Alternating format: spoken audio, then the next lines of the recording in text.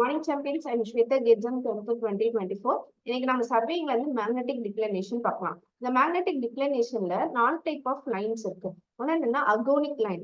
அகோனிக் line என்னன்னு சொல்றோம்னா imaginary line drawn through point of zero magnetic declination அப்படின்னு சொல்றோம். டிக்ளினேஷனை பொறுத்து சொன்னோம்னா கோனிக் அப்படின்றது வரும். நெக்ஸ்ட் ஐசோகோனிக் லைன் என்னன்னா an imaginary line drawn through a point of same or equal magnetic declination சொன்னா அது வந்து ஐசோகோனிக் லைன். ஐசோன்னா சேம்னு அர்த்தம், ஏன்னா என்னன்னா ஜீரோன்னு அர்த்தம்.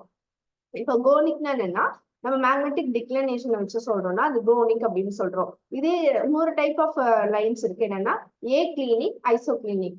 ஏ கிளினிக்னா என்னன்னா ஏற்கனவே சொன்ன மாதிரி ஏன்னா என்னன்னா ஜீரோ, ஐசோனா சேம். இப்போ கிளினிக்னா என்னன்னா மேக்னெட்டிக் டிப், அதான் வந்து நம்ம கிளினிக் அப்படின்னு சொல்றோம். ஏ கிளினிக்னா என்னன்னா ஜீரோ மேக்னெட்டிக் டிப், ஐசோ கிளினிக்னா என்னன்னா same or equal magnetic dip அப்படின்னு சொல்றோம். அகோனிக் லைன் என்னன்னா ஜீரோ மேக்னெட்டிக் டிக்ளினேஷன், ஐசோகோனிக்னா zero same or equal magnetic declination, ஏ கிளினிக்னா என்னன்னா ஜீரோ மேக்னெட்டிக் டிப், ஐசோக்ளினிக்னா same or equal magnetic dip. Thank you champions.